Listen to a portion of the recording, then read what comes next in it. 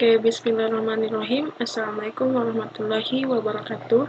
Perkenalkan, saya Sri Wahyuni. Saya mahasiswa dari Universitas Negeri Makassar, Prodi Teknik Komputer, kelas B, NIM 200210502047. Di sini saya akan menjelaskan tugas sistem operasi yang sebelumnya saya membuat PowerPoint tentang materi yang ada pada sistem operasi. Yang pertama yaitu pembahasan apa sih yang akan saya bawa. Yang pertama yaitu komponen-komponen sistem. Yang kedua layanan OS atau operasi sistem. Yang ketiga yaitu sistem calls. Yang keempat sistem program. Yang kelima sistem struktur. Yang keenam yang ketujuh yaitu mesin virtual. Selanjutnya sistem desain dan implementasi, yang terakhir yaitu sistem grenation. Yang pertama yaitu sistem komponen. Sebelumnya saya akan menjelaskan, komponen adalah rangkaian yang ada di dalam suatu sistem, membahas komponen-komponen yang diperlukan dalam suatu sistem operasi komputer. Tidak semua sistem operasi memiliki struktur yang sama. Selanjutnya yaitu di sini saya akan menjelaskan apa-apa saja yang ada pada komponen yang merupakan penyusunan dari sebuah sistem operasi. Yang pertama yaitu manajemen proses. Proses memiliki program yang sedang dijalankan sebuah proses yang membutuhkan sumber-sumber daya yang tertentu seperti CPU, memori, berkas atau file, peralatan input-output, I/O device. Yang kedua yaitu manajemen memori.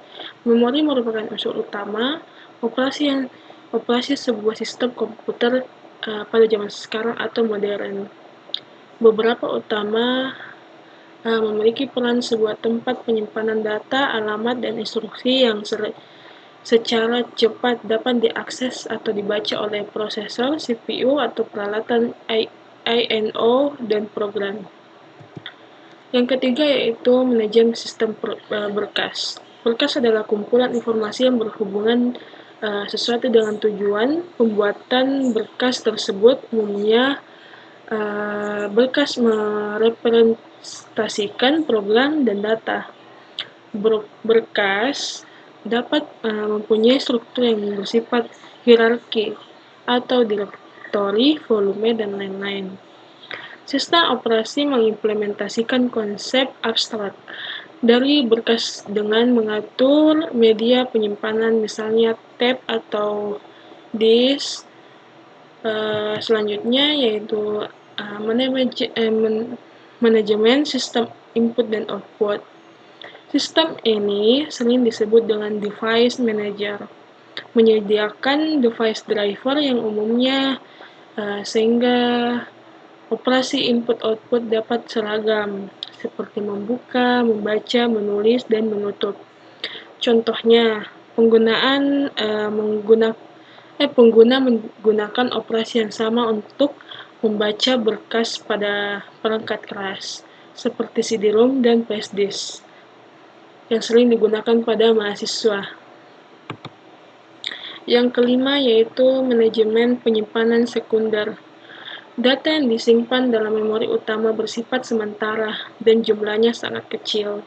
Untuk penyimpanan keseluruhan, data dan program komputer dibutuhkan penyimpanan sekunder yang bersifat permanen dan mampu menampung banyak data sebagai backup dari memori utama. Contohnya seperti hard disk, flash disk, dan lain-lain. Yang keenam yaitu manajemen sistem proteksi. Proteksi merupakan suatu cara untuk mengatasi atau mengatur akses program-program, proses-proses, atau para pengguna dari sumber daya yang telah dibatasi oleh sistem komputer. Proteksi dapat meningkat kemampuan melacak kesalahan error antara komponen subsistem.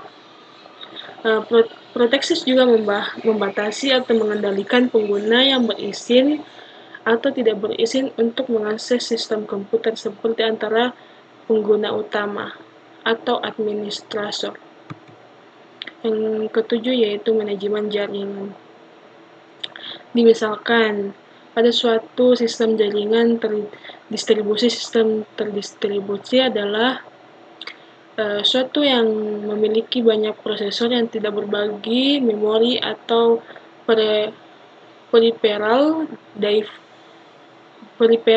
device seperti prosesor memiliki memori tersendiri. Yang terakhir yaitu Command Interpreter System.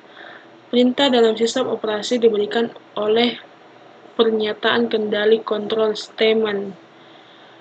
Program yang membaca dan menerjemahkan control statement disebut control card interpreter atau command line interpreter. Terputus. Yang kedua yaitu operasi sistem service, layanan pada sistem operasi. Layanan pada sistem operasi ada beberapa, yaitu 1. Pembuatan program, yaitu sistem operasi menyediakan fasilitas dan layanan untuk membantu para pemrograman untuk menulis program. Yang kedua yaitu eksekusi program, adalah kemampuan sistem untuk load program ke memori dan menjalankan program yang dikehendaki user maupun sistem. Yang ketiga yaitu operasi I/O, merupakan kegiatan di mana pengguna tidak dapat secara langsung mengakses sumber daya perangkat keras, sehingga sistem operasi harus menyediakan mekanisme untuk melakukan operasi I/O atas nama pengguna. Sistem yang keempat yaitu sistem manipulasi berkas, adalah kemampuan program untuk operasi pada berkas, yaitu membaca, menulis, membuat, dan menghapus berkas yang berupa file atau direktori.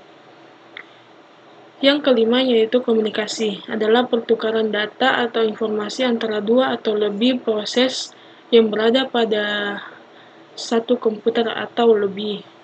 Yang terakhir yaitu deteksi error, adalah kegiatan untuk menjaga kestabilitan sistem dengan mendeteksi error pada perangkat keras maupun operasi yang dilakukan. Oke, maaf tadi tidak kelihatan di layar. Selanjutnya yaitu semua sistem operasi yang baik harus memiliki sebuah layanan berupa operasi I/O, memanipulasi sistem file, deteksi kesalahan, eksekusi program, dan juga komunikasi. Dan dalam pemakaian secara multi-user, sistem bisa dapat lebih menguntungkan, yang dimana bisa lebih efisien karena pemakaian sumber daya yang sama antara pengguna satu dengan yang lain. Selain fungsi layanan bersama yang sudah dijelaskan di atas, sistem operasi juga memberikan efisien kepada pengguna sistem berupa proteksi, yaitu menjamin segala akses ke sistem sumber daya yang dikendalikan, yang artinya akses pengguna tersebut ke sistem bisa menjadi lebih terkendalikan. Yang kedua yaitu accounting, yaitu merekam seluruh kegiatan si pengguna dan juga jatah dalam pemakaian sumber daya. Yang terakhir yaitu resource allocator, yaitu merupakan alokasi sumber daya kepada beberapa user atau pekerjaan yang tengah berjalan pada saat bersamaan. Yang ketiga yaitu sistem calls, layanan langsung sistem operasi ke pemrograman disebut dengan sistem calls. Sistem calls adalah tata cara pemanggilan di program aplikasi untuk memperoleh layanan yang disediakan oleh sistem operasi.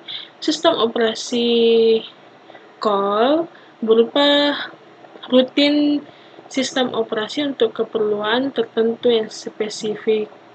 Ada 5 jenis sistem calls, yaitu 1.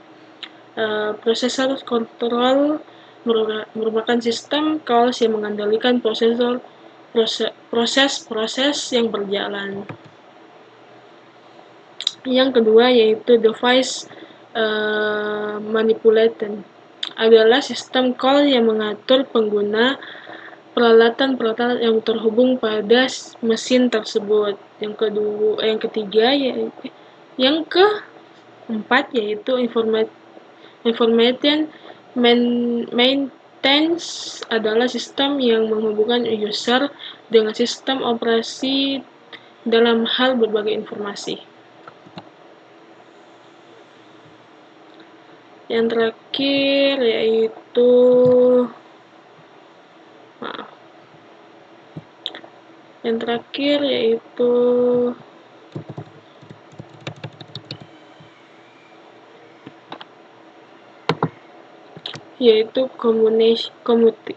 communication adalah 2 model komunikasi, yaitu pertukaran informasi dilakukan melalui fasilitas komunikasi antar proses yang disediakan oleh sistem operasi, dan pertukaran dengan menggunakan memori.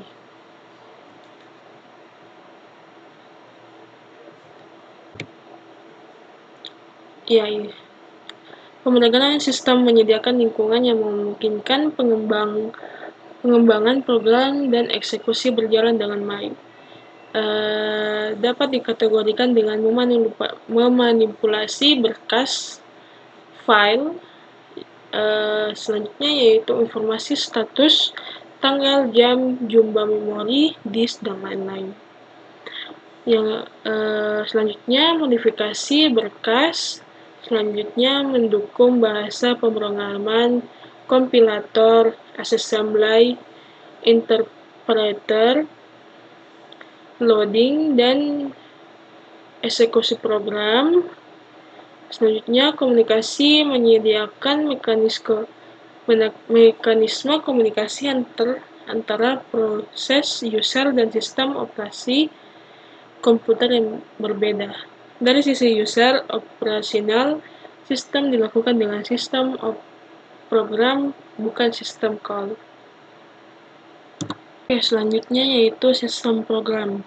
Program adalah sederetan instruksi yang diberikan kepada suatu komputer, sedangkan proses adalah suatu bagian dari program yang berada pada status tertentu dalam rangkaian eksekusi. Pada sistem operasi modern, pada suatu saat, tidak seluruh program dimuat dalam memori, tetapi hanya satu bagian saja dari program tersebut, sedangkan bagian lain dari program tersebut tetap beristirahat di media penyimpanan disk. Hanya pada saat dibutuhkan saja bagian dari program tersebut dimuat di memori dan dieksekusi oleh prosesor. Yang kelima yaitu sistem struktur. Di sistem struktur memiliki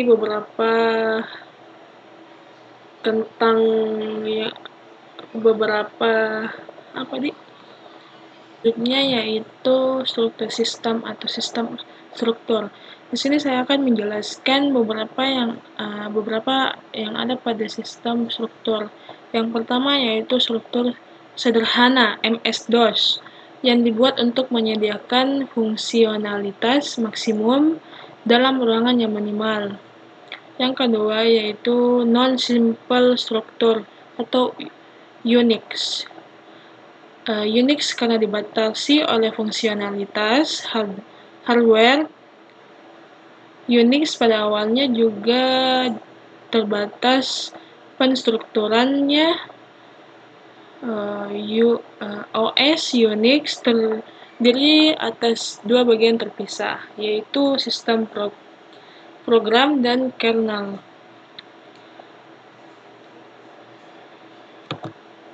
Yang ketiga yaitu pendekatan berlapis atau layer. Operating system dibagi menjadi sejumlah lapisan layar atau level, masing-masing dibangun di atas layar yang lebih rendah. Layar terbawah atau layar 0 adalah hardware. Layar tertinggi adalah layar N, adalah user interface dengan modularitas layar dipilih sedemikian sehingga masing-masing menggunakan fungsi operasi dan layanan hanya dari layar-layar di bawahnya.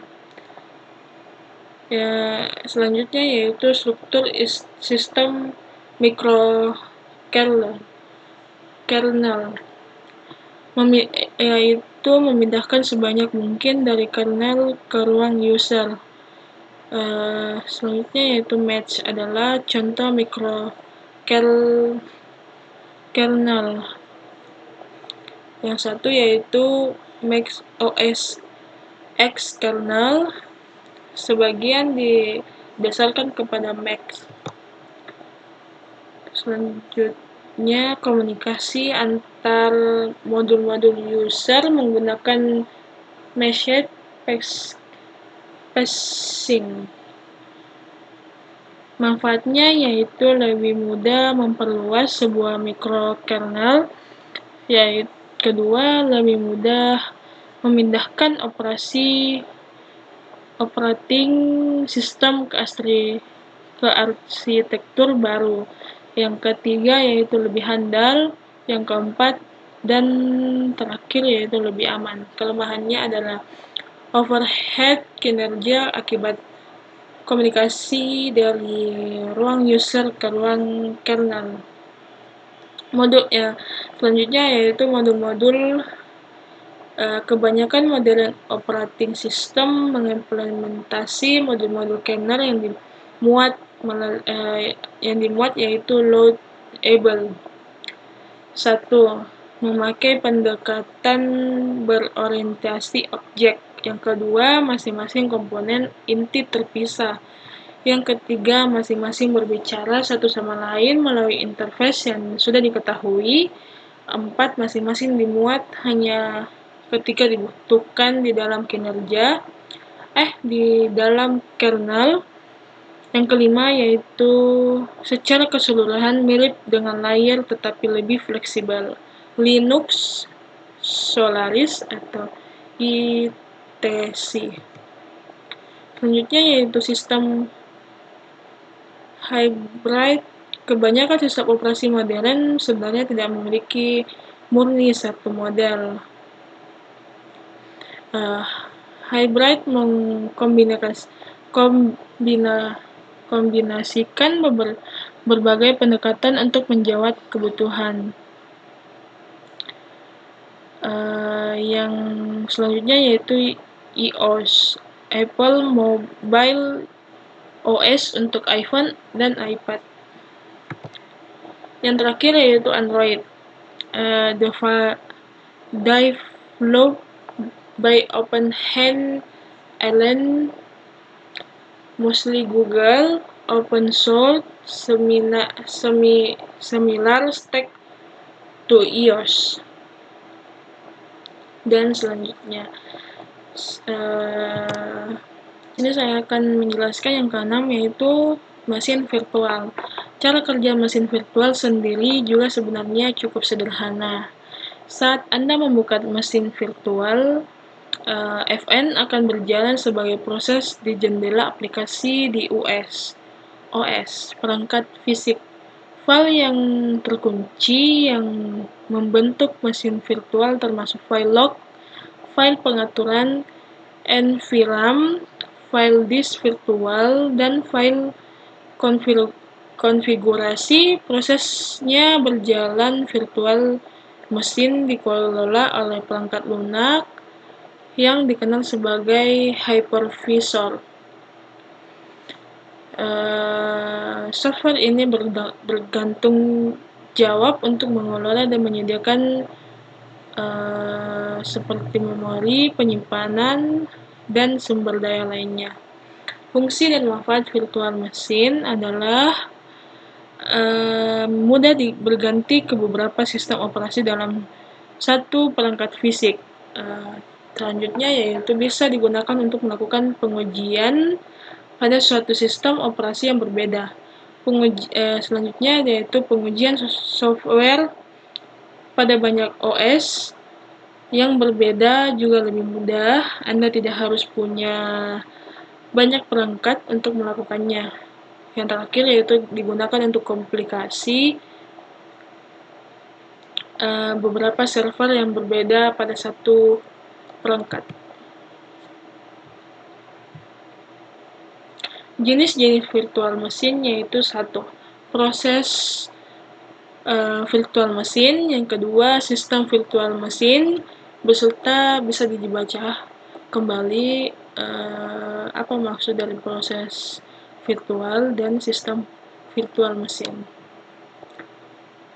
Yang terakhir, software selanjutnya yaitu software virtual machine terbaik dan beberapa jenis-jenis yang ada pada software virtual. Yang terakhir yaitu desain sistem konseptual. Yang kedua yaitu menyiapkan spesifikasi, desain, dan laporan. Di sini juga kembali saya akan jelaskan yang ketujuh yaitu sistem desain dan implementasi.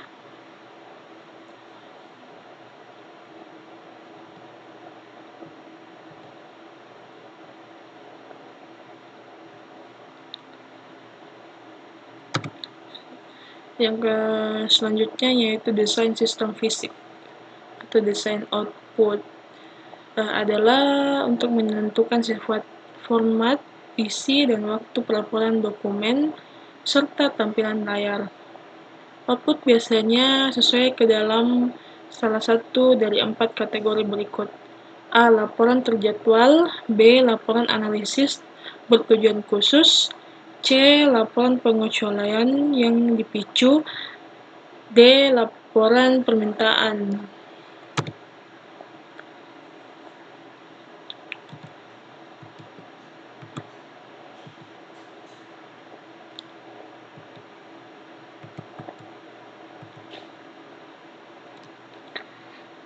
Masih di desain dan implementasi adalah selanjutnya implementasi desain adalah proses merangsang perangkat keras dan perangkat lunak sehingga dapat menyala dan dijalankan.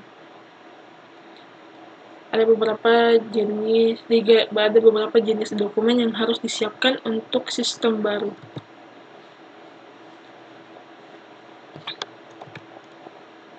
Ya, yang terakhir yaitu sistem generation adalah proses 2 tahap untuk menginstal atau memperbaharui OS 360 dan lain-lain. Proses sysgen berjalan sebagai serangkaian pekerjaan di bawah kendali sistem operasi. Untuk instalasi baru, IMB menyediakan sistem prakonfigurasi driver lengkap yang ditujukan hanya untuk mempersiapkan dan menjalankan sysgen, bukan untuk menggunakan produksi. Oke, sekian dan terima kasih. Di sini saya akan menjelaskan kembali kesimpulan dari PowerPoint yang saya bawakan, yaitu secara garis keras, sistem layanan operasi bertugas sebagai mediator suatu sistem. Mediator di sini maksudnya untuk mempermudah bagi pemrogram dan program aplikasi dalam menggunakan dan mengakses layanan yang diberikan oleh sistem operasi tersebut, dan sistem program yang menyediakan lingkungan yang nyaman untuk pengembang dan eksekusi program. Sekian dan terima kasih. Maaf jika ada salah kata pada saat saya menjelaskan. Assalamualaikum warahmatullahi wabarakatuh.